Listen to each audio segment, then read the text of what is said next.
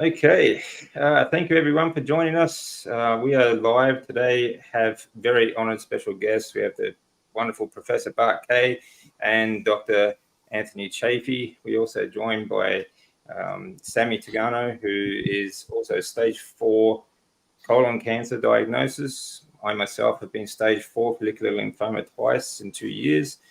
So today we're going to go through cancer, metabolic health. Well, we're going to try and touch on every subject that we can, but please, if you have questions, put cues in front of it. We'll try to get to as many as we can in the short time that we have.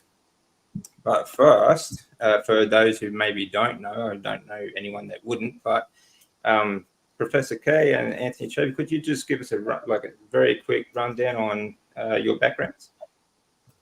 Yep, sure. I'll go first if you don't mind. Why not? Yeah, I used to be an academic for 20-something years, teaching health science, particularly cardiovascular pathophysiology, human nutrition, and the physiology of rest and exercise. I guess that gives me kind of an overview of metabolism, metabolic process. Also, I come from the point of view of understanding how the science is done and how the wool is pulled over our eyes by those doing the science. Having been previously the wool puller, now I'm the guy that's pointing to it. So that's me in a nutshell. These days I run several YouTube channels and I'm involved in various aspects of social media influence and marketing. That's me, Anthony. Yeah, so I'm Anthony Chaffee. I'm a physician, originally from America, but I currently live in Australia. And I've worked in neurosurgery as a neurosurgical registrar here in Australia. And I also have a private practice in metabolic health, preventative medicine, trying to address root causes of chronic diseases and fix them so people can get off medication as opposed to on more and more medication. And I also have a YouTube channel and other social media platforms where I try to, give my thoughts and the evidence and interview people such as Professor Kay and others to help contribute to that message. Very good. Excellent. Sami? Yes, I'm Sami from Japan. As DC mentioned, I'm a colon cancer, stage 4 colon cancer, terminal cancer patient. Diagnosis was 3.5 years ago. Everybody thought, my medical team thought that I was going to die. And after that, I developed metastasis, lung and liver. Since I turned down the operation for new metastasis. Oh, by the way, I did have an operation 3.5 years ago, big operation. And after that, despite of the being carnivore and getting a chemo, I developed a metastasis, lung and liver, which I turned down, as I mentioned. That is why medical team stopped asking me to go back to the hospital. So I haven't go back to the hospital for 16 months. But guess what? I haven't dropped it. This is my quick rundown of who I am. Back to DC. Very good. Excellent. Yeah, like I said before too, I've been stage 4 twice in 2 years. I've done 3 years of chemotherapies, which culminated in a clinical trial and then a stem cell transplant.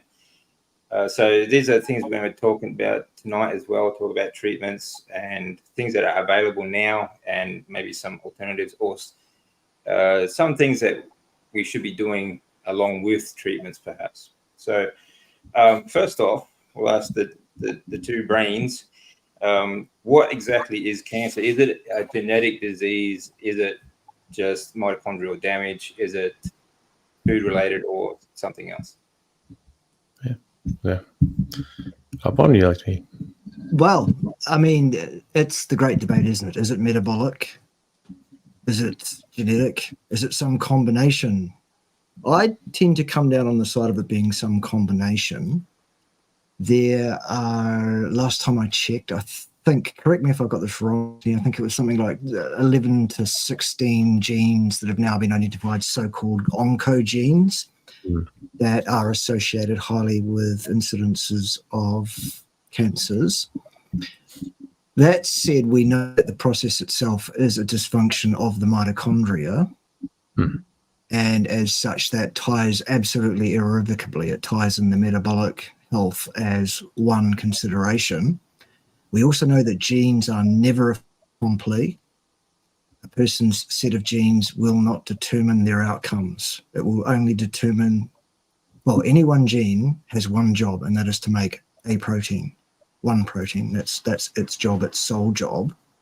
It's the interaction of all of your genes that determine outcomes, because the genes will react to the environment in which you place them to either up or down regulate the production of any given protein. And it's that stasis of the human system, or fails to, I think. So I would always come from a point of view of, let's do what we can to optimize someone's likelihood of metabolic health, precisely because there's not a damn thing we can do about a person's genes. Okay, we can do epigenetics. Yeah, you bet.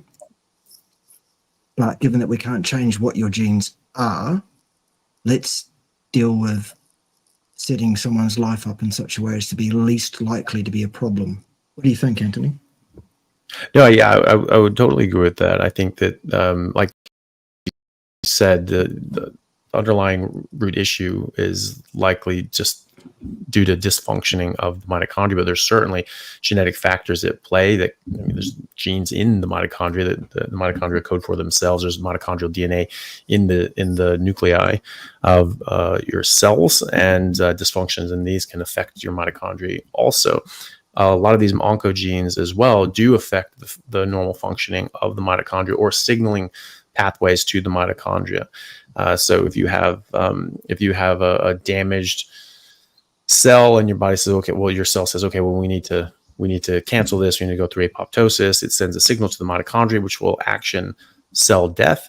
And if that communication system is damaged, then that signal won't propagate to the mitochondria. They can't destroy the cell. But conversely, if the mitochondria are too damaged, even if they're getting that signal, they can't action the cell death as well. So it's a very interesting interplay and combination. But I definitely agree that there's going to be the underlying issue is that you have very dysfunctional mitochondria, or signaling to mitochondria.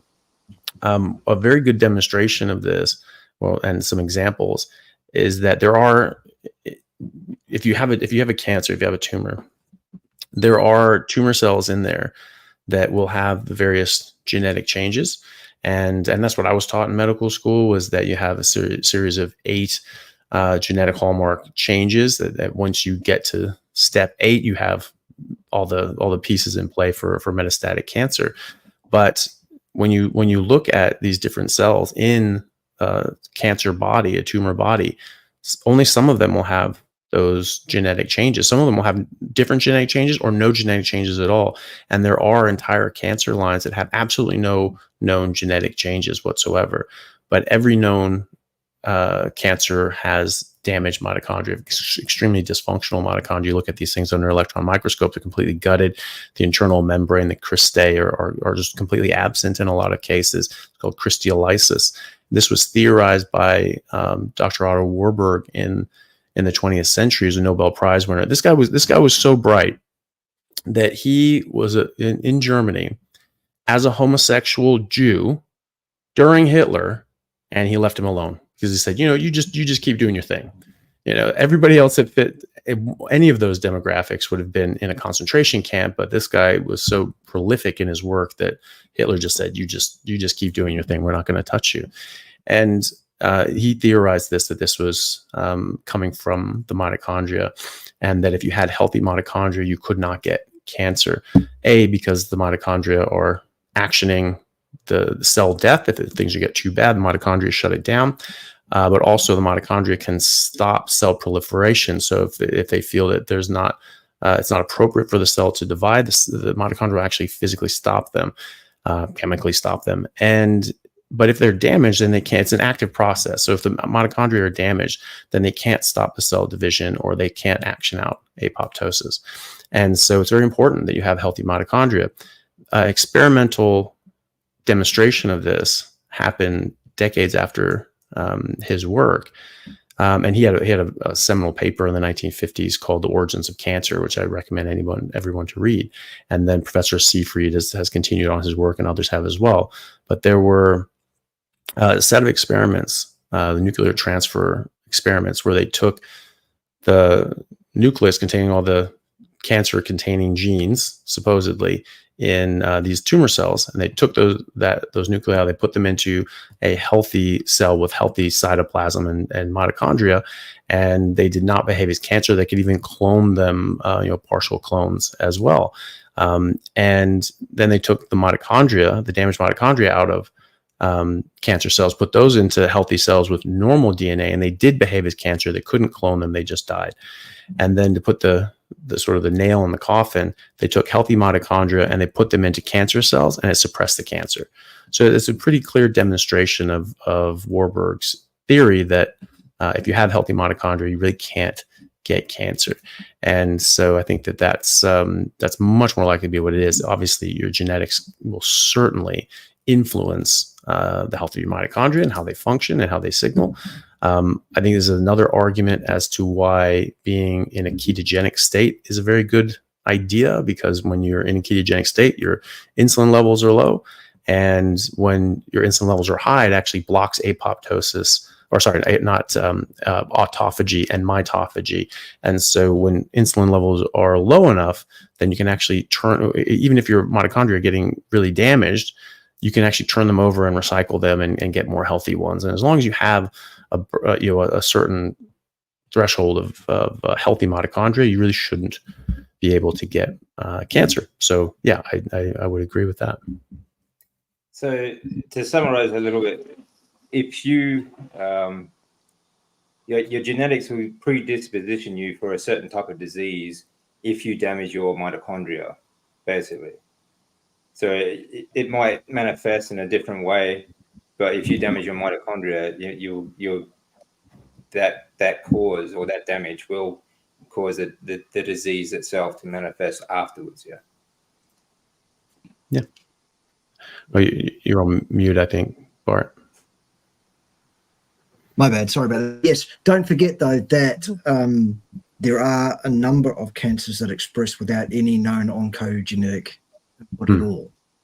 Okay. And that's where we're pointing back towards the mitochondria being the kingpin, the linchpin here. So if we look after those, it's very unlikely that we're going to get a problem. And if we do something that is not conducive to the best mitochondrial health, then we might get a different outcome. Right. Yeah. Now, and another thing I just want to touch on is, Anthony, I've heard you say before that cancer is diabetes type 5. Is that? Yeah. Well, yeah. So, I mean, it's sort of, we call all these things diabetes. They were like Alzheimer's type 3 diabetes, PCOS type 4 diabetes. I sort of started trying to make the argument, calling it, cancer type 5 diabetes, just to illustrate that connection with insulin. It's really all it is. It's probably, it may be a looser fit than the other two, but I think it just illustrates that point that if you're in a state of ketosis, then your insulin is going to be low enough. You're actually going to keep recycling and maintaining a healthy supply of mitochondria. And so unless you really, really, really harming yourself and doing other sorts of things that are going to damage your mitochondria in very severe ways, it should be much more difficult to get cancer in the first place.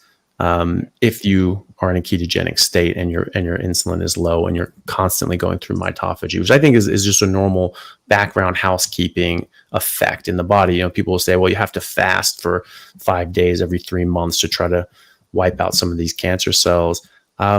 We know that you go through autophagy and mitophagy just by being in ketosis, just by having your insulin levels lower.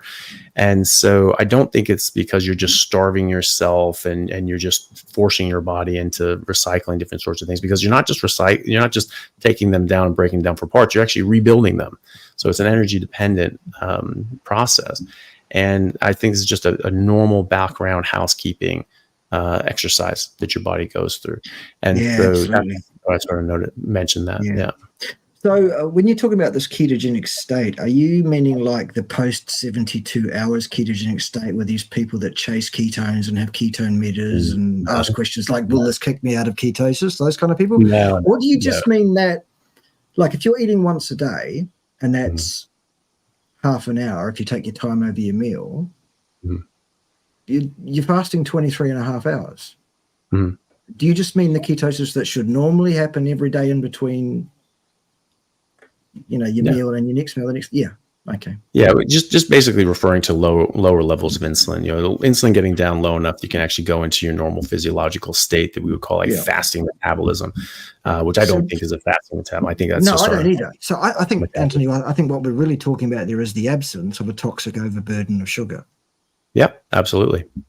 Because that's the thing that drives that and glutamine. Yeah. So yeah, definitely. We take care of the main fuel source for cancer cells, glucose, by keeping it absolutely at gluconeogenic homeostatic set point by not feeding it to ourselves. We take care of glutamine as the other major fuel source. Cancer's going to struggle in that situation. Yeah.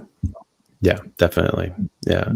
And I think just, when we refer to that metabolic state as ketosis or nutritional ketosis or a ketogenic state, I think it puts the emphasis on the ketones and having massive high ketones and things like that. That's not what I care about. I care about being in that physiological metabolic state where you can access your fat cells, fat stores, and your insulin is low enough that it unblocks all of these physiological processes that high insulin does block, like autophagy. And so just being in that physiological state. 16 to 18 hours a day. Sorry, just 16 to 18 hours a day of basically being postprandial is what you mean there, Anthony, isn't it? Yeah, and trying to limit carbohydrates and or even eliminate them. Yeah. Sorry, Sami. Sorry. I didn't mean to interrupt you. In my case, I don't do fasting. Normally, I do 18 hours of time restricted eating, but my insulin is always low. These days, I got a blood test. My insulin was 1.2. Fasting glucose is 67 or somewhere around. And my ketone is normally high. Without doing a kind of a prolonged 2-3 day fasting, I can achieve the low GKI. That is why I kind of make an excuse to not to do fasting. Even my friend DC frequently, that suggested me, if I'm able to achieve the low GKI number, low insulin, I can get away with not to die, isn't it? Based on the the professor and the doctor talking about. That is why I didn't die. Yeah.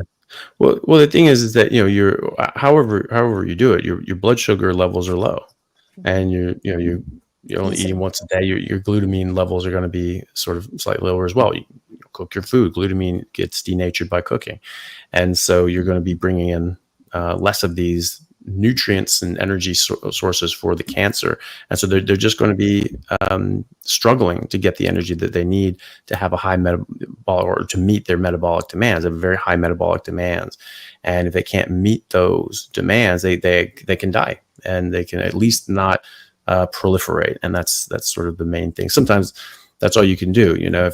Great if this shrinks and goes away, but at the very least, you don't want it growing and spreading. Yeah, thank you. And actually, this original conversation was started from the DC's, like a suggestion, raising the awareness or question of cancer. What is a cancer? Like a genetics or something, or a gene mutation or mitochondrial dysfunction.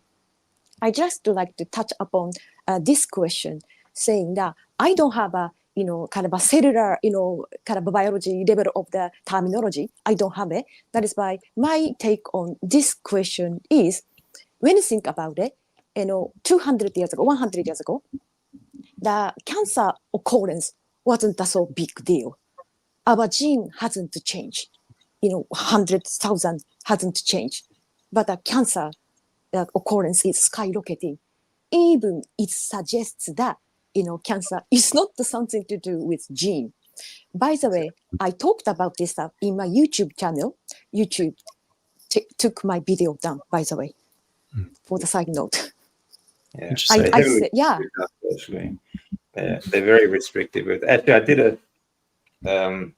I did a short last week on a similar subject. I hashtagged Ozempic for this little cartoon, and over 24 hours it had just 7 views. So I took the hashtag out, and within 3 hours it had 15,000 views. So that's restrictive, very restrictive here on YouTube. But there are things we can talk about and things we can't, unfortunately. Glutamine uptake is another thing I want to talk about. Is diet and talking about treatments. Talking about diet through things like that. You mentioned that obviously glucose is the major sort of source of energy for tumors and for cancer and things like that. But glutamine's another one. Yeah. As I understand it, like Anthony was saying before, you can break down glutamine a bit by cooking your food, like a well done meat, for example. But you can also D3 is also limits the uptake of glutamine by tumors. What's your take on that? So I didn't quite hear that last part. What reduces the uptake? He was saying that D3 will limit the uptake. Oh, right. Of the fuel by the cells, basically. Okay. Yeah. So if you've got a good healthy D3 level, then that should also limit the glutamine uptake by tumors, should it not? I don't know if Bart knows this. I hadn't come across that, so I wouldn't know one way or the other. Is that something you've come across, Prof? May have frozen there. Yeah. He'll be back. We're back, are we? Very good. Yeah, there we go. Right, very Okay. good. So number one, I'm not a physician. I don't prescribe. I don't do that kind of thing. All I do is come from the standpoint of understanding the physiology quite well. And when people talk to me about, well, how do I minimize the likelihood that cancer cells will be effectively able to get fuel? I say, well, there's really several things. Number one, block glucose. So number one, don't eat any. Number two, take dichloroacetate. And on the side of the glutamine, well, it's horsewormer is the answer. True. The thing we can't mention. Mm-hmm. There you go. Yeah, apparently, yeah. Yeah, so it's those two things that I would suggest to a person that they might consider. It's not a prescription and it's not medical advice. But a lot of my clients who come to me and say, I get a lot of clients that come to me and say, like, I've had a guts full of the allopathic community. They don't have the answers. And I say, well, maybe I don't either, but this is what I would do. There it is. Yeah. Yeah. Well, to your question about vitamin D3, I have spoken to different physicians and oncologists that they like seeing a vitamin D level far and beyond the upper limit of what is considered normal, which is already way too low because it's just the average for the community as opposed to what's optimal. But even higher than what different researchers would say, hey, this is the optimal range, 140 to 180 nanomoles per liter. That's an optimal range. Quite often maybe some range will go up to 150, but often they'll go down to 50, and that's far too low. It's a very important. It's a hormone actually, and so it's a very important one. And I've spoken to oncologists and other physicians that say that for cancers in particular, they want to see it upwards of 220. So even higher than that already higher range that I would use, and so possibly for those actions. It's not so glucose and glutamine are both extremely important. It depends on the cancer line. Some of the cancers will be more glycolytic, some will run more on glutamine. So like say GBM, glioblastoma, for instance, that can take up to 75% of its energy from glutamine. And so it's not necessarily the case that glucose is the primary factor. There's some other cancers as well that some people who are in medicine or have dealt with the medical system, be it from cancer or otherwise, they might remember that there's some PET scans. They're like, there's no point in doing a PET scan for this particular cancer because they don't really uptake a lot of glucose, right? So they're going to be more on the side of glutamine. They take up more glutamine. And so a PET scan is when you inject a radio-labeled glucose into someone, you do a scan, and you see where that glucose goes, and it lights up. And so some of these tumors won't actually take up all that much, just because the predominance of their energy supply comes from glutamine. But I also agree with Bart there as well. There are certain medications. Some people are you see these things on different forums. People saying that, well, cancer is actually just a parasite. It's actually from a parasitic infection. Now, having looked at a lot of tumors under microscopes and being in a lot of pathology meetings for cancer, I can't honestly say I've ever seen any parasites in there.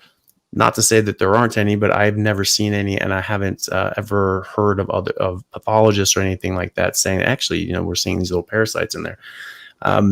But one of the reasons that they think, okay, well, when people take anti-parasitic agents, it can help their cancer. And so it's just like, okay, well, that must mean that it's actually a parasite. Well, not necessarily, because parasites actually require a high amount of glutamine to run their physiological processes. So if you're attacking the same energy supply to both a parasite and a tumor, you're going to get similar results. You're going to get a death of the cells.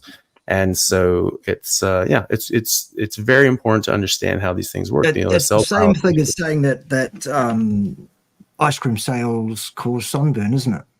Yeah, exactly. Yeah. So, and so understanding the physiology here is extremely helpful, and it can take you down hopefully very beneficial avenues of treatment. And all these things, these diet and lifestyle sort of interventions, they're entirely capable of doing this in conjunction with your normal treatment. Nobody here is saying that it's like, hey, don't go through allopathic medicine, don't get the surgery, and don't do any X, Y, and Z. Not saying that at all. These things can be done with it. If you change your diet, if you just make yourself healthier, then you're going to be healthier, and you're going to be able to weather the storm that is chemo and radiation and surgery, and come out stronger on the other side. I can't tell you how many patients that I've had that they've spoken to their oncologist, and they say, is there anything I can do? Is there anything, they're desperate to have some control in their life, because you feel very powerless when you get a terminal diagnosis like that, as I'm sure the two of you have experienced. And you say, okay, well, what can I do? Is there anything I can do? Can I change my diet? Do I stop drinking? What do I do? And oftentimes they're told, no, there's nothing you do. Just, drink, enjoy yourself, party, do whatever, and just enjoy the rest of your life. And what the oncologist is trying to say is to say, hey, look, you know what? You don't have any restrictions from me.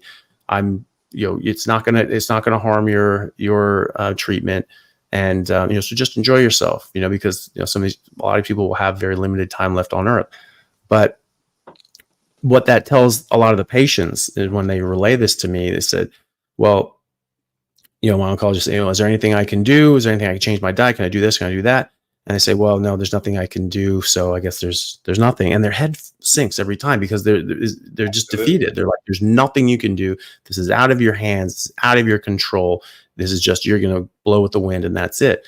And I was telling them, I was like, well, of course there's something you can do. If you're just as healthy as you can possibly be, then your body's going to be able to weather this more. But there are these physiological, biological, biochemical processes when you understand the cancer biology that could very well help. And there are plenty of studies showing that just being in a ketogenic state, in a fasted state, and whatever you want to call it, during chemo and radiation can actually help the chemo and radiation outcomes. It can help sensitize the cancer cells to those treatments and help protect your cells from the harmful effects of those treatments as well. So even just that, even if you're not addressing the energy supply to the cancer, that's still going to be a benefit. So, this is something you can do with all of these treatments. And, any war, think about it, it's all about supply lines. If you're fighting some sort of invading force, or you are the invading force, it's all about supply lines. And if you get your supply lines cut off, you're in trouble. And so conversely, you want to cut off the other person's supply lines. And so this is doing that. You have this cancer and it's running on glucose and glutamine. You want to cut off that supply line. The army is in trouble. Yeah. Exactly. I don't know about Sami, but I was the same. Like exactly what you said. When they tell you that there's nothing you can do about it because it's a genetic disease, you've got months to live. Just eat whatever you want because, and in fact, I was told to eat junk food because it actually stops. It has no nutrients to feed the cancer. Stupid. Oh God. Yeah. Jesus. Absolute garbage Wow. like that. Wow. It actually. Wow. It just you feel powerless because there's nothing I can do about it. It wasn't anything I've done. I didn't cause the disease. It was just genetics. It was just there's nothing I can do about it. So why bother trying? That's how you feel. You feel like, well, there's nothing to do about it. We'll just hope for the best and let them rip. So then you just become a guinea pig, and you just when you go through. And I'm not telling people don't go through treatments, which is something I want to talk about next, because, like you said, this with treatments is going to be more effective anyway. But when you go through treatments, you're basically just there along for the ride. You just hope for the best and let them do whatever they want. And it's a horrible feeling. You feel like a lab rat because you have no power over your treatment at all. So, it's little wonder most people give up. Yeah. Mindset is more maybe mindset. Like your brain decides your physiology. You give up. Of course, your body gives up.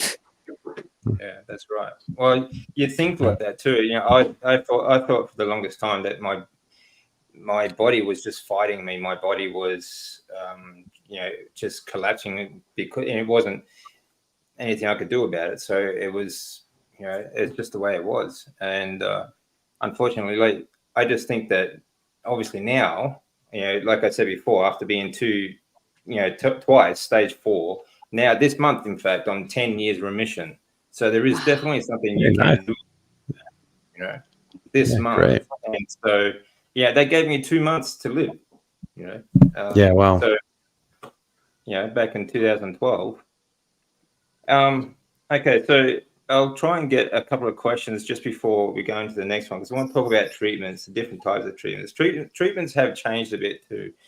Like I went through R-CHOP, radiation operations, obviously for my kidney, but then a bendamustine trial and an autonomous stem cell transplant. But they are trying things now, like immunotherapies, which are far more mild, not as heavy, not as violent. But we'll talk about that in a second. I'll just get a couple of questions here. Question: hi from Melbourne, Australia. My partner is on blood thinner Plavix. Her blood seems even thinner while on this diet for nearly 2 months. She's not sure what to do. Well, I mean, obviously, we can't give direct medical advice. We don't know the entire story, but just speaking generally, it depends on what they're on the Plavix for, and it also is it's a question of why do they think that the Plavix is working overtime.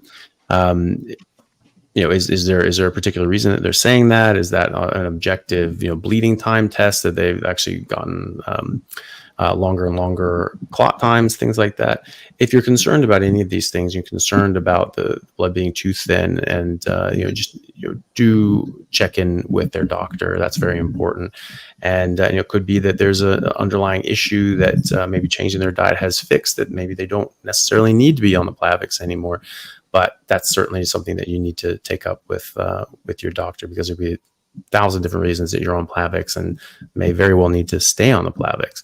And also, maybe get an objective measure as to, is the blood more thin?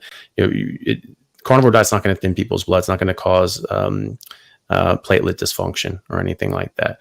So it shouldn't be making anything worse. And so it may just be the impression that you have, but any concerns, definitely do take that up with your doctor. While we're at it, can anybody name any complaint that is caused by the carnivore diet?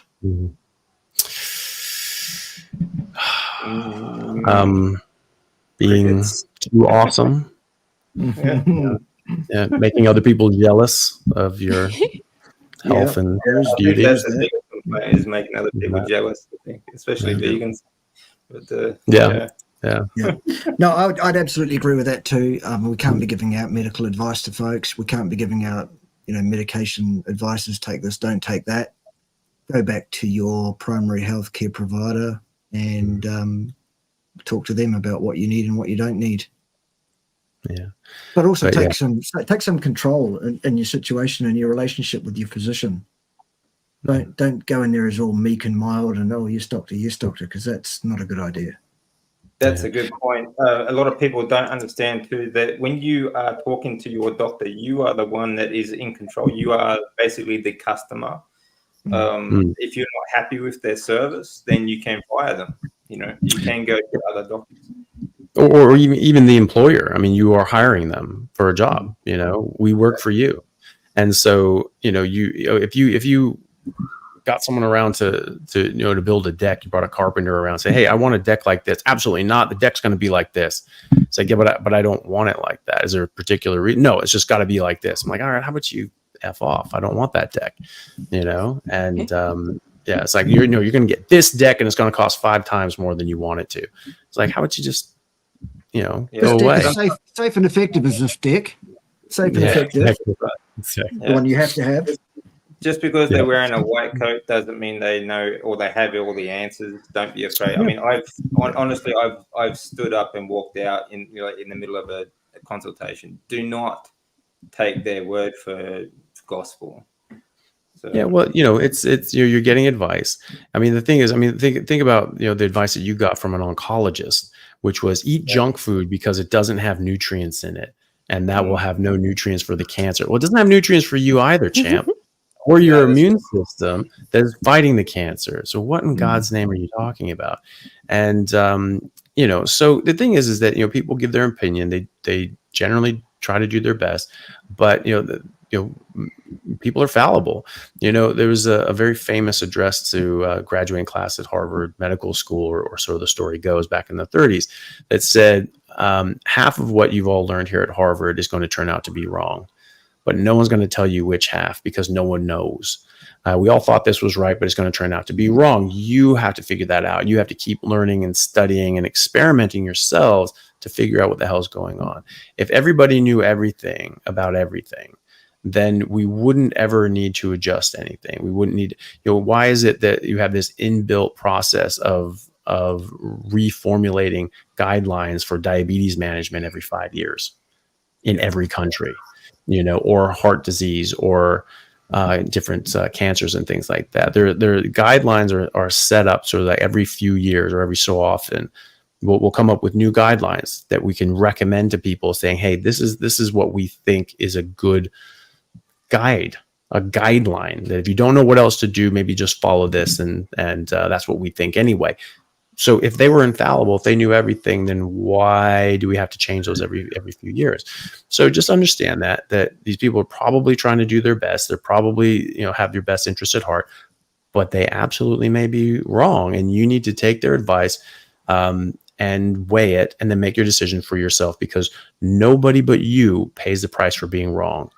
And as Thomas Sowell said, it's a really bad idea to put the decision-making process in the hands of people that pay no price for being wrong. Okay, it's your health, it's your body, it's your life.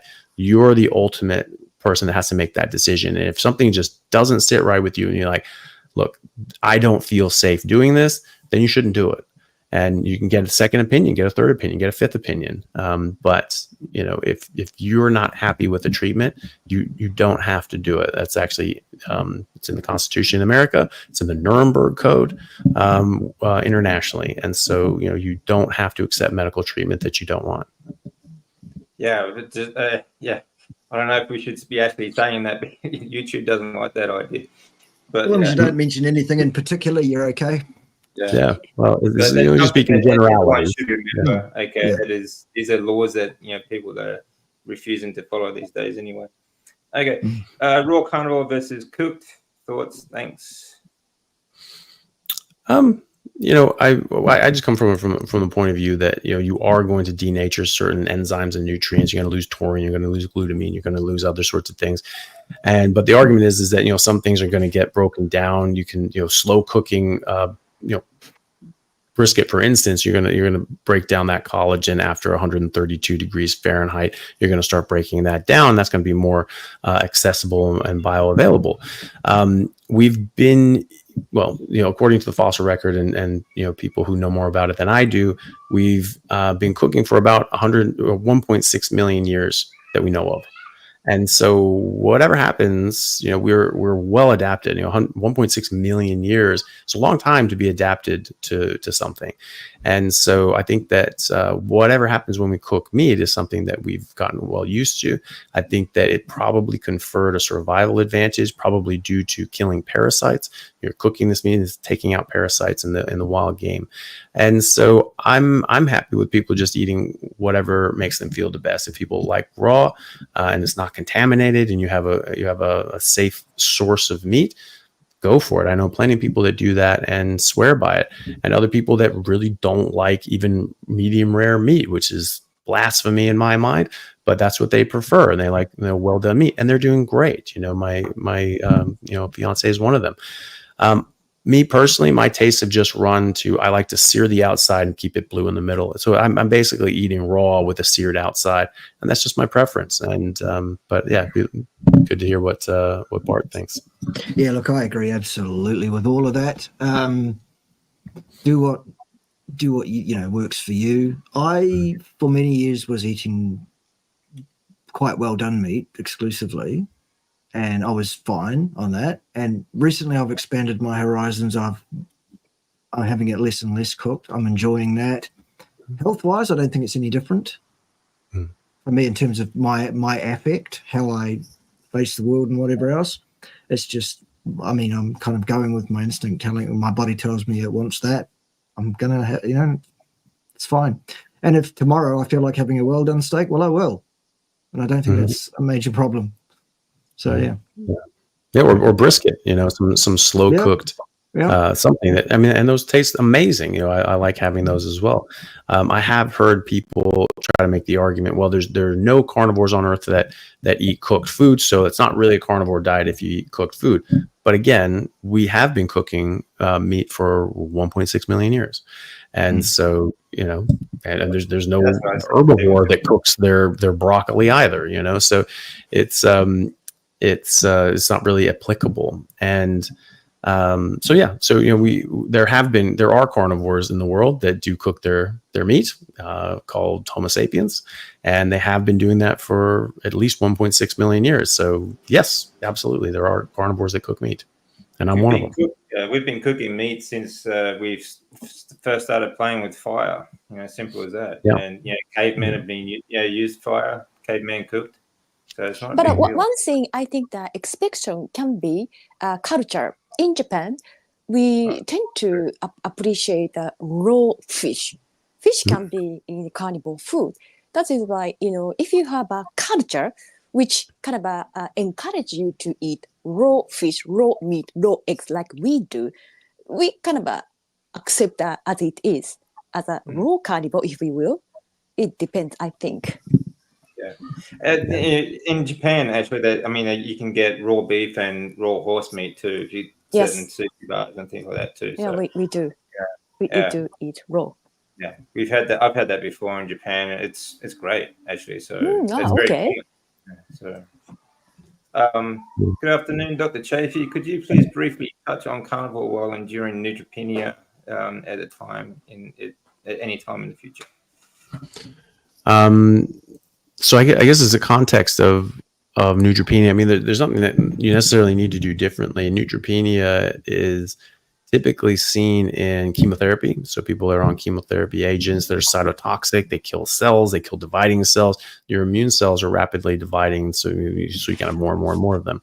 And neutrophils are no different. And so sometimes when people are on chemo or radiation, they can deplete their neutrophils, and that's obviously very dangerous because you can get neutropenic sepsis. You can get very, very sick. You can't fight off even basic infections.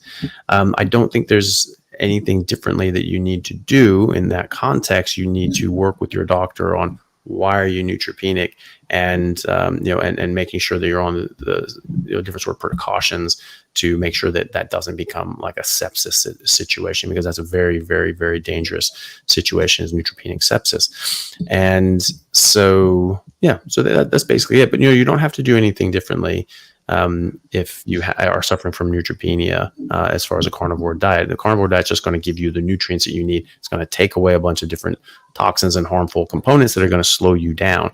And so that should, if anything, help you. But there's something causing the neutropenia, and that's what needs to be addressed. And there are actually medications that can help stimulate the reproduction of your neutrophils as well, which is something that is used in oncology quite a lot as well. So definitely work with your doctor on that. But I don't think you have to do anything different on carnivore.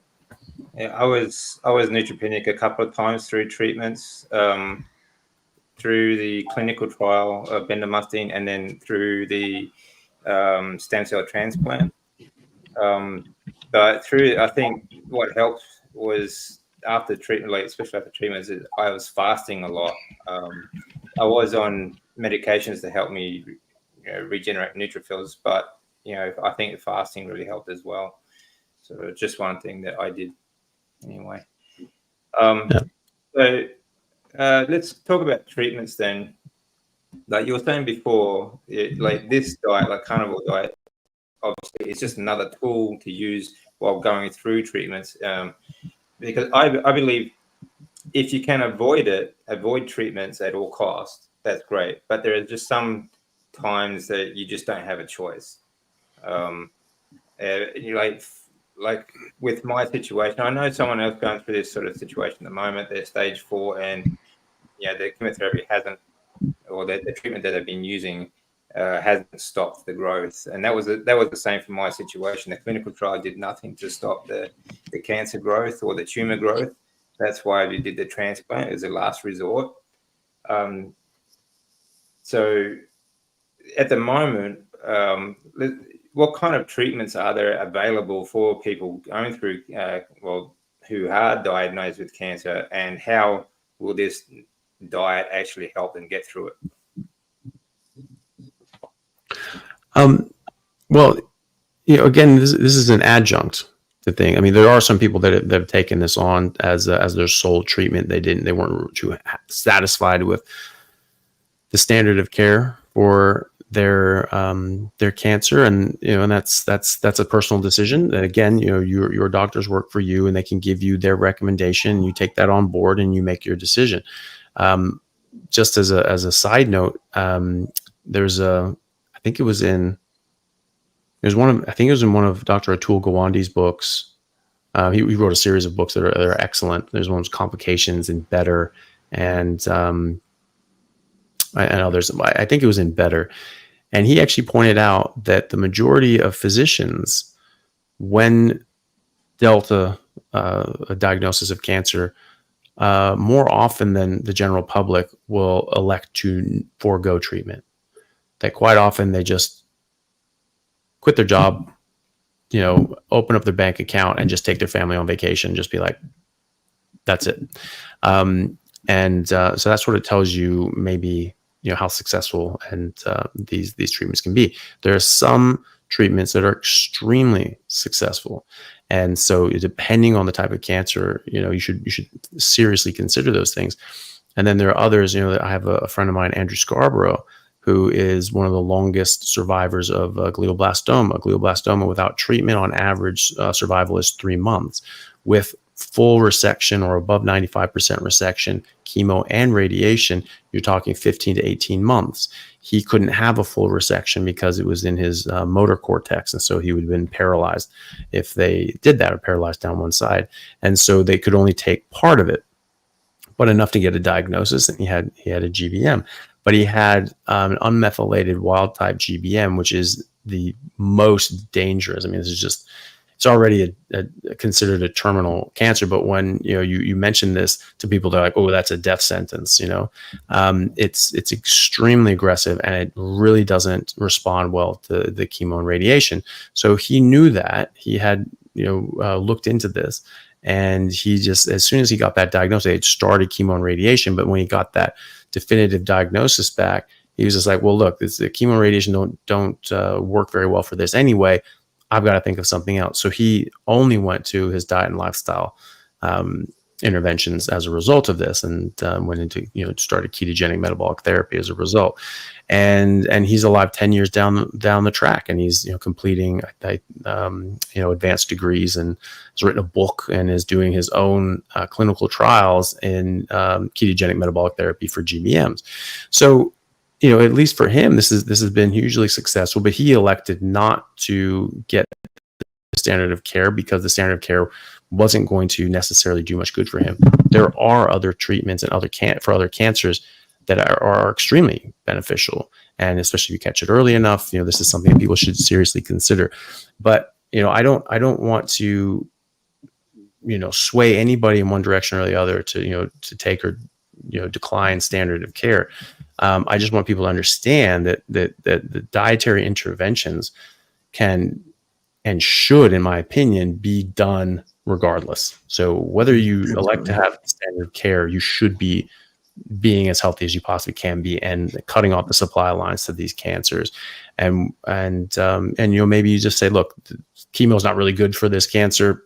I'm not going to take the side effects of that. I mean, and that's everybody's decision to make, because again, it's your life. I had a good friend of mine that I played rugby with, and he had sarcoma in his nasal cavities, and he was a very fit, very healthy person, and he was on various chemotherapy agents, and then one of the chemotherapy agents started causing significant neurological dysfunction, to the point that he sort of crippled his hands. He was going to have these claw hands, so going to use a couple of his fingers, and he was like, that's a bridge too far. He said, I don't want to survive cancer to just be an invalid and be crippled. It's just, I either get through this and can have a normal life, or I need that quality of life, and that was his decision. Unfortunately, he didn't make it. This was before I knew about ketogenic metabolic therapy, so I wasn't able to help him in that. But that's a decision that he made, because he said, that's not worth it to me to take those side effects on. And so that's a very personal decision that everyone has to make. But either way, the only side effects to a ketogenic diet, a ketogenic metabolic therapy, a carnivore diet, is improved health. And so, that it's not going to be something that you need to consider, like, ooh, this could hurt me. There are people. There's a case series published from Cedars-Sinai Medical Center. It's one of the top hospitals in the world, and they've been using ketogenic metabolic therapy for over a decade, like 15 years. Dr. Hu has been doing a lot of research in this. He's published a number of papers. He has a large phase 2 trial going with GBM patients. They're trying to get over 120 GBM patients in a multi-center approach. It was very, very good study using ketogenic metabolic therapy. They published a case series with several GBM patients, some grade 3 astrocytomas, and some thymomas, and different sorts of things as well. All of them had significant improvement, and there were even the GBMs. And and again, a ketogenic diet is just really addressing the glucose part of this thing. That's only 25% of their energy, and it still had such a significant impact. That's how important these energy supply lines are to these cancers. And so there was one gentleman who had formerly been a vegetarian, and he went on. He had done resection and chemo, then radiation, and came back, had a re-resection, another debulking, some more chemo. Then he went on Avastin, which is really nasty stuff that just cuts you off. There's no more surgeries after that, because the brain is so friable at that point, they'll just bleed out. You can't operate on them. So it really is the last line treatment. It's just like, basically, you maybe get another couple of months, but it's just, you're basically hanging up your hat at that point when you go into Avastin. So he had done all that. And then they said, okay, well, you could just try not eating carbs. Right. And so he went on that, and he tried that. And so this is, 4th line treatment for all of these guys, and they all improved. And so he had a significant improvement. He had severe neurological compromise and deficits.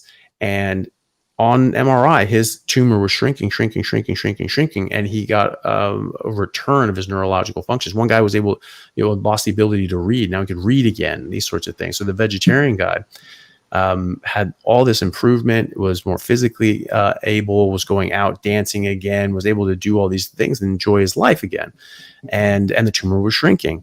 And he's doing this for, well over a year. Tumors, shrinking. He's doing great. And then he just said, you know what? I don't really like this lifestyle. I want to go back to my old lifestyle of being a vegetarian. And unfortunately, it came back with a vengeance, and he died shortly thereafter, or within the year anyway. And so, it's just a decision you have to make. But it's but you can do this on your own. You don't need to do this with or without chemo or radiation. This can be done all on its own. And we can do this now, even without cancer, to hopefully try to prevent that cancer by, being as healthy as we can, turning over our cells, turning over our mitochondria, and not forming the cancer in the first place. Yeah, absolutely. Can I say one thing? I'm sorry. Yeah. Sometimes I post my thoughts on the decision. You're gonna turn down the chemo, turn down the operation, turn down the radiation. I always say this. The carnivore is not the panacea or everything goes away. Not that stuff. You should deeply take into the consideration of the accepting the modern medicine. Modern medicine is not that dumb. They have a time and place. Maybe you need a surgical removal. Maybe you need some level of the chemos. I don't know the chemo all about, but you might need some medical intervention from medicine. That is why, sometimes I have to mention this stuff. I happen to be the person who denies the medical approach because I couldn't establish the good relationship with them. I wish I could.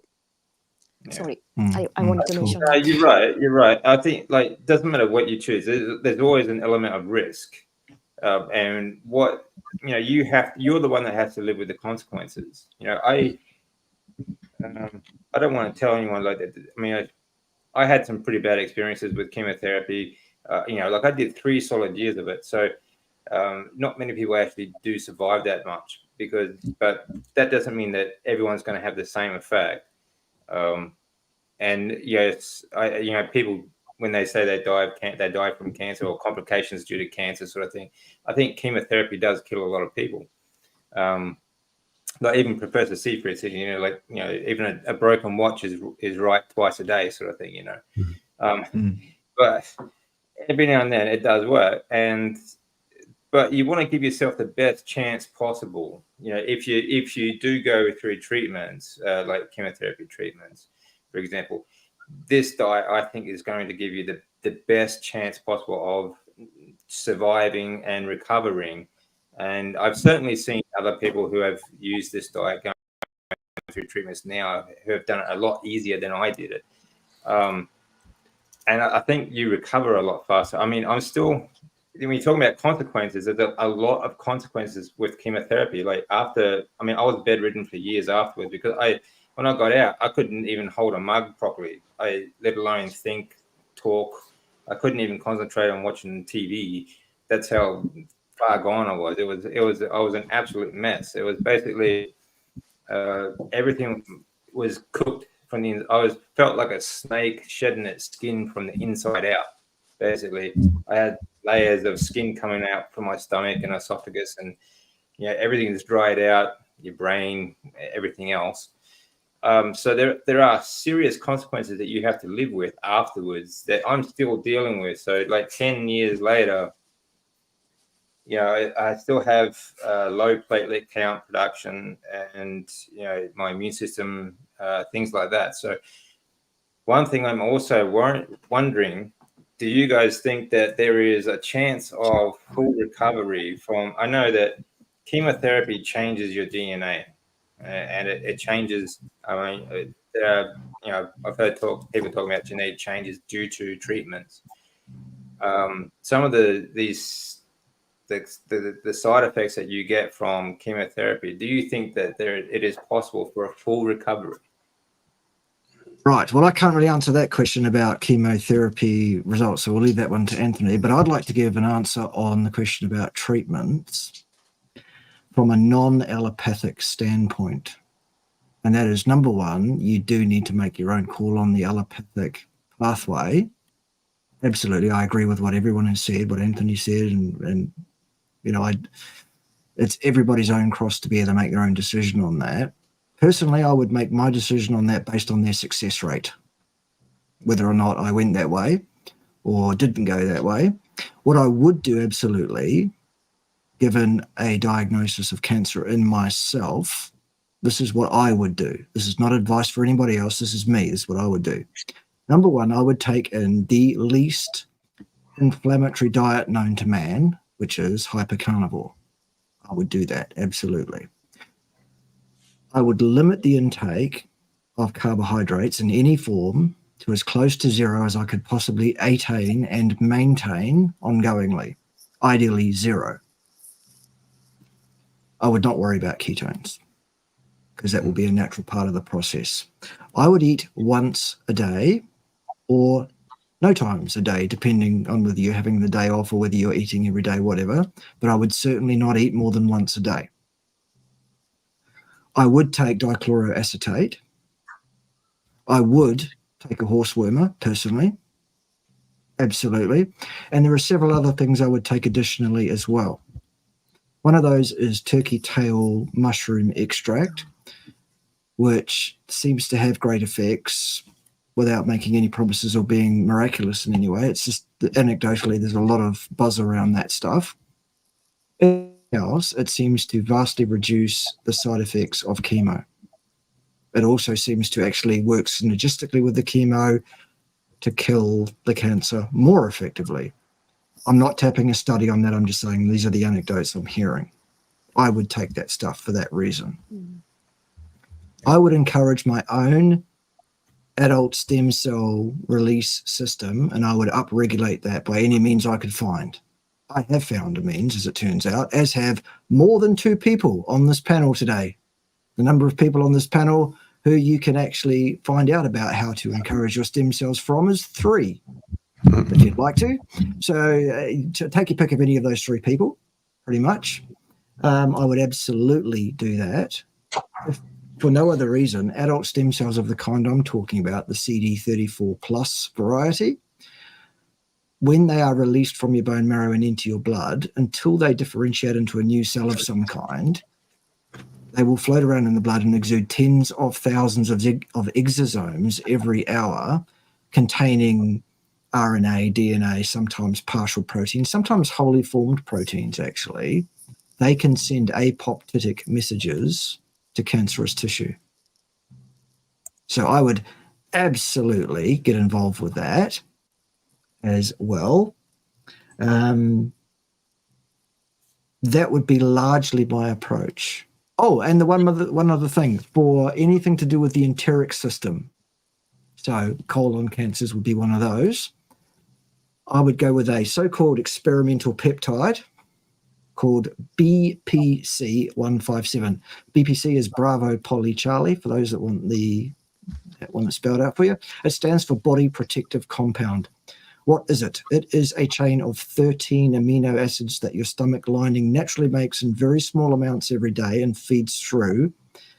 And it has miraculous effects on healing and repair and renewal of all colonic tissues, enteric tissues, all that kind of stuffs. Not for human use, experimental only, and it's so very dangerous. You can go and order it from Amazon right now if you want to. I would go with a brand that offers you a lab test with your purchase off Amazon. But basically, that's what I would do. That would be my approach to dealing with a cancer diagnosis, should I ever get one. Personally, I probably wouldn't go with the allopathic approach, but that's just me. For me, it would depend on the cancer tumor line. Oh, absolutely, yes, absolutely, yeah. some of these things have like a 90%, I'm just thinking of the most common ones. So if someone said to me, okay, if I had colonic or lung or something like that, the ones that are most common, and the ones in men as well, they're all the ones that are known to respond quite well, at least in arresting the development of the cancer, if not complete amelioration. So I would just that would be my approach. And if somebody came up with some form of chemo that was absolutely brilliant and didn't half kill you while you were at it, then I'd probably consider it, but it wouldn't be my first line. That's just me. No. Again, it comes down to choice, doesn't it, and preference. And Anthony, what protocols would you choose then, like for yourself? Like, what sort of supplementation would you recommend?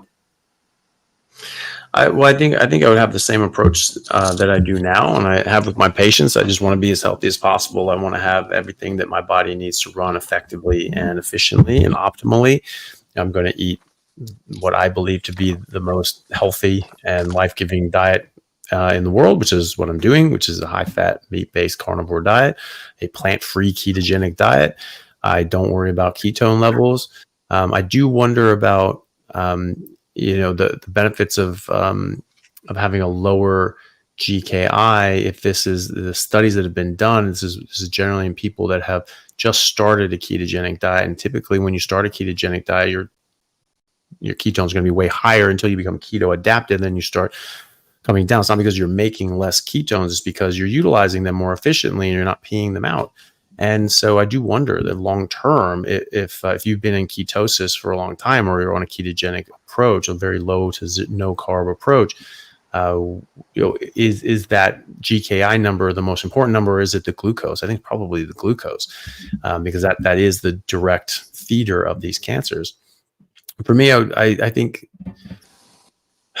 if I had something, may or may not get standard of care on it, but as far as what I would do outside of that, I think I would probably not eat for about 3 weeks and just drink water.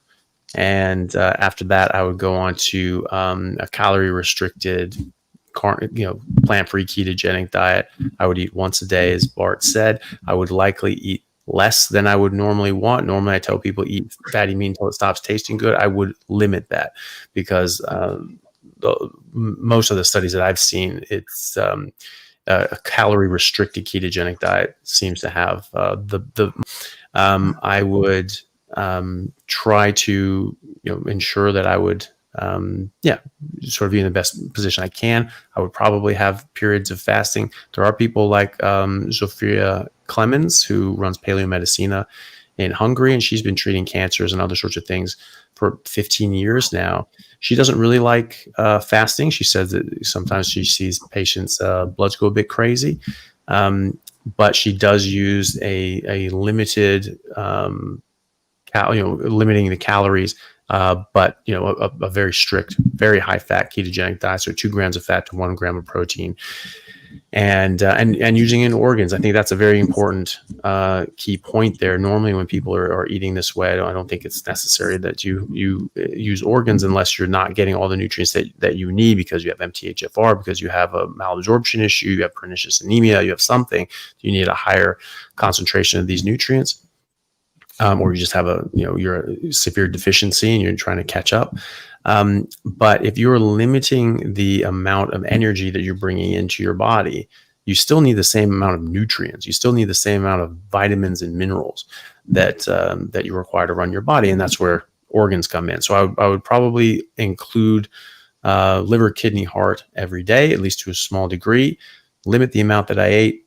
Maybe have periods where I didn't eat at all, just drank water, and in order to not lose too much weight and lose lean body mass, I would have periods of refeeding. So once a week or once every couple of weeks, I would refeed for a couple of days and eat to my body's desire, and so I wasn't losing too much weight. And that's probably my approach.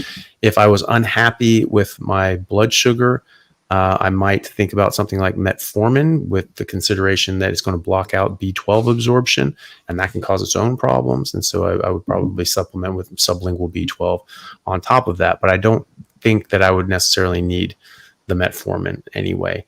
And other than that, I would just try to be as healthy as possible, pay attention to circadian rhythm. I would get proper sleep. And I think a major important part of this that oftentimes gets neglected is I would actually try to enjoy my life and make very meaningful, positive connections with the people that are important to me in my life, and that's a major component of this as well. We're social creatures, and we need those connections, and it also just makes you happy. And so if I'm in that situation, when you have someone going through a very serious situation, what's important and what isn't, sort of comes into laser focus very quickly. You're doing, oh, well, I have to do this, I have to do that. And all of a sudden there's a major diagnosis or someone passes away and you don't get to see them anymore. And you're like, what was I worried about? Why was I mad at them? It didn't matter. Like what we were mad about did not matter in the grand scheme of things. And so I would focus on that as well, spending a lot of time with family and friends and enjoying myself and trying to be as happy and playful as I could. And that's what I would do anyway. Yeah, that's great. Actually, that's sort of leading to my next question. But have you guys got a couple more minutes just to spend with just answer a couple of questions first? Yeah. Sure. All right. Vitamin D3 under makes no sense because I spent 45 minutes to an hour outside in summer from June to August, almost every day shirtless, a bit in September, not much. Sure, you're never gonna get an idea of your effective tissue vitamin D level from a blood test. Just not possible. Why are you concerned? People are concerned about lab numbers all the time. What are my bloods doing? What are my bloods doing? When people come to me, they often will send me an email the week before saying, here are all my bloods. And I'm like, well, great. I'll scan them to see that there's no red flags. But often there are no real red flags. Or if there are red flags, the reason for them are obvious anyway before I even speak to that person. I'm interested in your affect. What are your symptoms? What is going wrong with your health? If it's nothing, why are you worried about a number on a lab test? That's my approach to that anyway. Yeah, quite often people don't like D3 is also fat storable. So it doesn't mean that it's going to be available at the time in your blood when you actually get tested. So like any number of tests is going to be different to the next one. So yeah, that's true. And so vitamin D can be sequestered in your adipose tissue. So if someone has excess weight, they're typically going to have lower vitamin D levels. And so is that because they're not getting an adequate supply of vitamin D, or is it because their overall metabolic health is such that they're sequestering it somewhere else? I mean, you have NKT cells that get sequestered into your visceral fat, and we know that people that are higher BMI, higher weight, higher visceral fat, they had lower NKT cells, natural killer T cells, which are like your first line of cellular defense against cancers. And so now actually Trinity College in Dublin, who I played rugby for when I was at the Royal College of Surgeons, they actually published a paper last year showing that they actually figured out the mechanism. There's actually the adipose adipocytes in the abdomen are just slightly different than the fat tissue in other parts, and they have the capability of binding and sequestering NKT cells. And so actually losing that visceral fat actually releases these NKT cells out, and as a result, you get better outcomes with cancer and lower rates of cancer when you get rid of your visceral fat. So same things with vitamin D. My friend Dr. Paul Mason argues that vitamin D is not necessarily important. Like Bart said, you don't necessarily need this to be massively high. It depends on what the symptoms are. There's a saying in medicine that says you treat the patient, you don't treat a lab test, right? It's like, oh my God, this lab test is wrong. Okay, but how's the patient? Is there anything that would concern you in a clinical context with that lab test? If the answer is no, then maybe don't get too concerned about it. But you can glean information off these sorts of things and maybe catch something early. True, but that's not the only thing. It's not the end all be all. You don't just hang your hat on just the lab test. And Paul thinks that vitamin D is more of a surrogate marker for metabolic health, because people that are slimmer and healthier tend to have higher levels of vitamin D, and vice versa. One thing to remember, though, about vitamin D in the sun, it's not, you're not going to make vitamin D if you are using sunscreen. If you're blocking all the UV rays, and most people do, you're not going to make the vitamin D like you normally would. Also, most people don't know that vitamin D is, a large portion of it is actually made on the surface of your skin. It actually is used by your body as a natural UV protectant. And it takes hours and hours and hours. And actually, by some studies, it can take up to 48 hours for the vitamin D to soak in all the way. But at least a good 6 to 8 hours, you need to wait. If you're in the sun for a while, you can produce all this vitamin D, but it actually can take a long time to actually soak into your skin. And so if you take a shower, be in the sun, you get sweaty, and you go take a shower, and you use soap, and you strip off all the sebum, the oils on your skin, the vitamin D is going to come with that. And so most people are doing that, and I've actually seen people in, their tests, when I just tell them that simple thing, just don't shower for 6 to 8 hours after you go in the sun. I just see their vitamin D levels naturally go up all on their own. And there was a study back in 1927. And it was interesting. They scraped off the sebum from the skin of people who had just spent some time in the sun.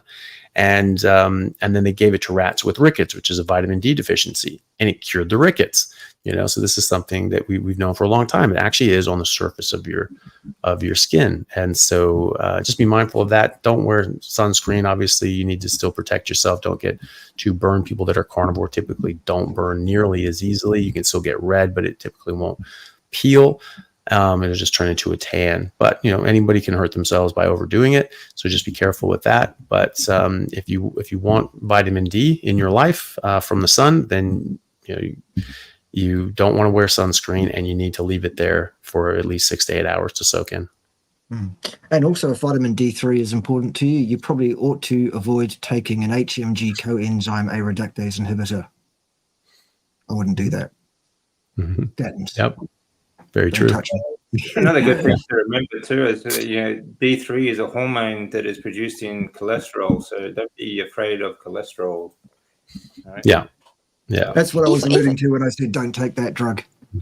If you take vitamin D supplement D3 a lot, that's gonna offset the lack of vitamin D synthesis from the sunlight. Well, go for it. Okay, Go for it. All I was going to say is, yes, you can take a supplement of vitamin D3.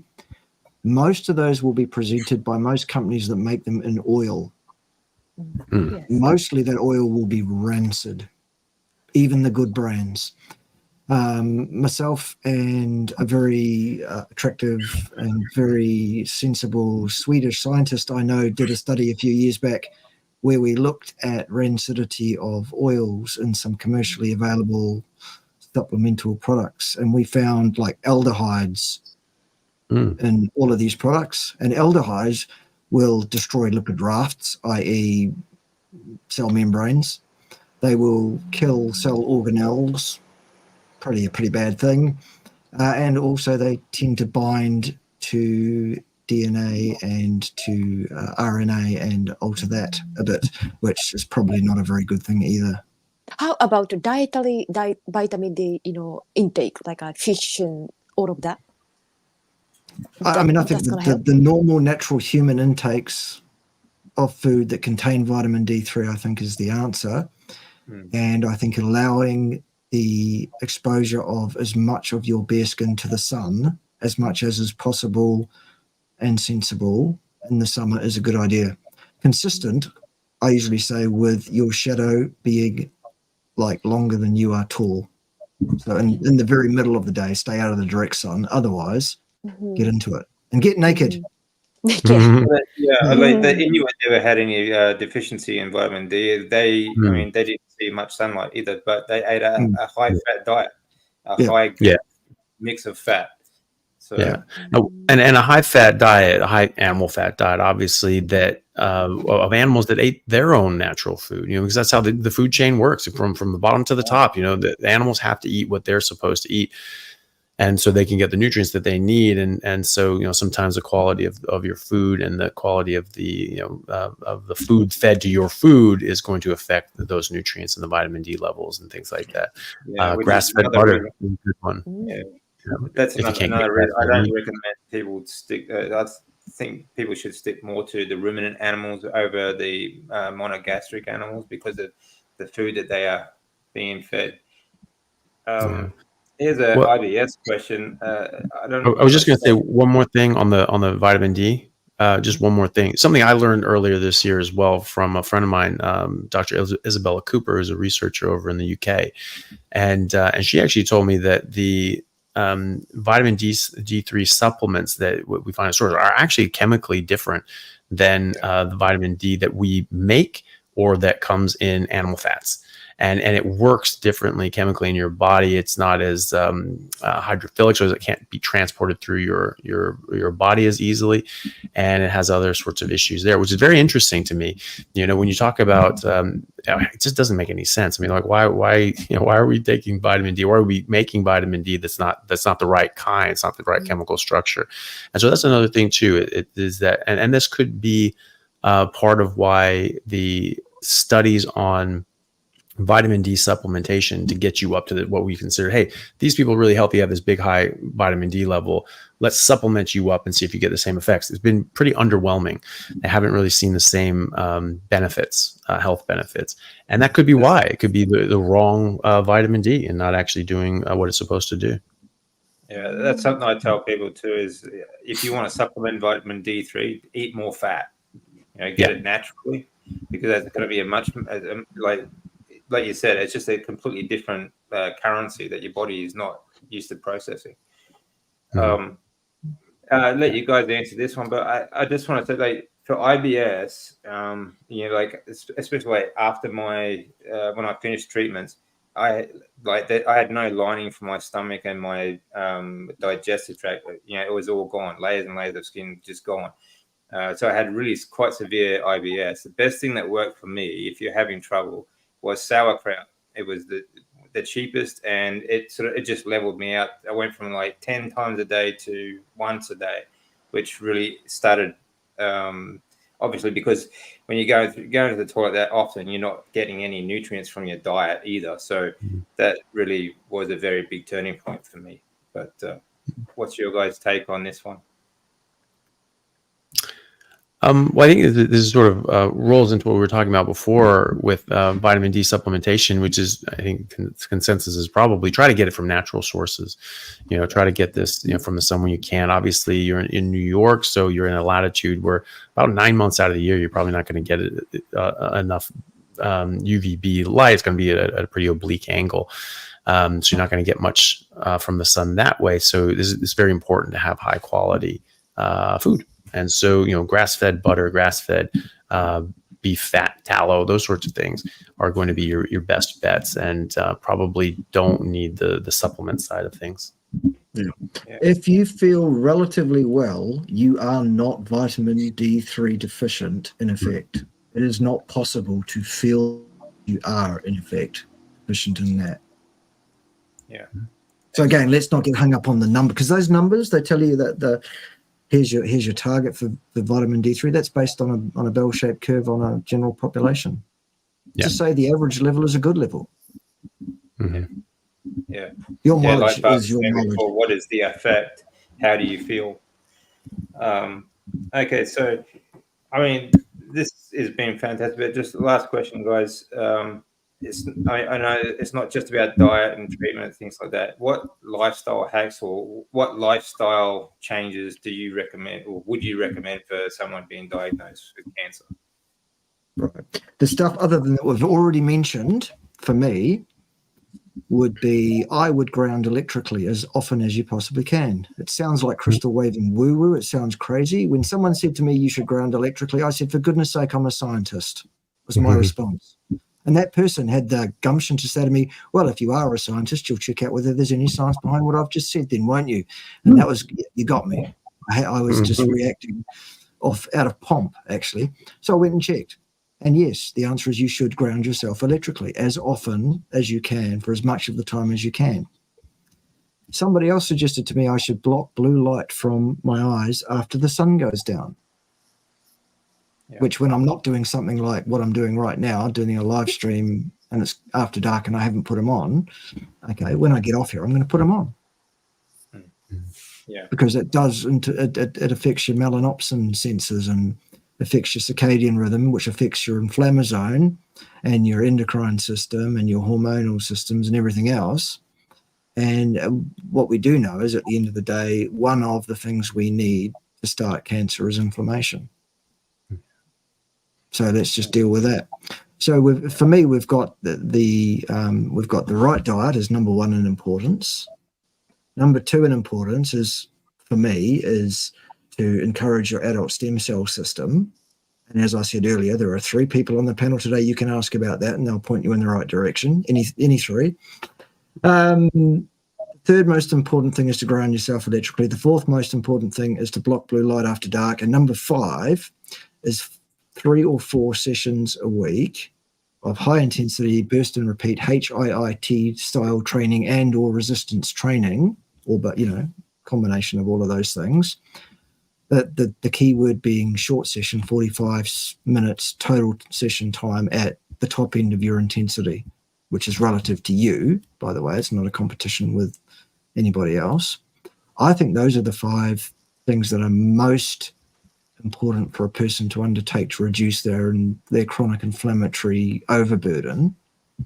And those are the top 5 that I always say. That's my mantra when I'm talking to people all the time. It deals with 95% of everything I've found, anecdotally. And everyone says, oh, what about this? What about that? What about ice baths? What about infrared saunas? What about standing on one leg in the corner or singing God Save the Queen or whatever it is? King, I should say these days, isn't it? Fine, all of those things are beyond number 5, and they're all less than 5% total, because the 5 I find for me is 95% of the inflammatory problem. Ergo, it seems to be 95% of the actual problem. So that's my best effort at pointing people in the right direction from a non-empathic point of view, as a non-trained physician, as someone who understands physiology better than your average bear. That's what I would be doing. I think all of those are great ideas, and I think probably the one other, obviously, just you need to enjoy your life. You need to keep your stress levels down as much as you can. Make good, positive connections with the people around you, as I mentioned before. And then the one thing that we didn't really touch on was look into the deuterium depletion. That's something that's a growing burden of growing body of information. I just got off a call with Professor Laszlo Boras, who's a major researcher in this, and so that's why it's sort of fresh on my mind. But the good thing about a carnivore diet, and the reason that Laszlo does a carnivore diet himself and has for years and years, is because carnivore diet keeps you at the right amount of deuterium, and when deuterium levels are below a certain threshold, it's very difficult for cancer cells to survive and to function properly. And so think about those sorts of things. So that's going to, just the diet side of things. All the things discussed are going to deplete deuterium in a certain, to a large degree. But you could also think about other means of deuterium depletion, such as deuterium depleted water, and those sorts of things. And there are specific protocols for specific cancers that are published and have been done with experiments in humans and things like that. From Gabor Somlai wrote a book about this, and so that's what I look into. I'd be very careful about where you bought deuterium depleted water from, though, because speaking to Gabor, he actually started a company making deuterium depleted water, A, for his own research, but B, so that people had an actual reliable source. Because when he was buying deuterium depleted water, he was testing these things. It was just tap water, and so then they were charging, $200 for a bottle of tap water, and so he was just like, right, that's not okay. And it's a very high energy dependent process, and so it's not cheap. but there are protocols on how to do this. If you're actively going through treatment, or just periodically every 3 months to, sort of clean the slate and hopefully try to prevent things. So that's another thing that people can look into as well if they really want to throw the kitchen sink at this, which I think is probably a good idea when you're dealing with something like cancer. Yeah, absolutely. Yeah, deuterium's another good thing. Like, if people want to know more about deuterium depletion, I thoroughly recommend Professor Bart Kay and also Dr. Sarah Pugh.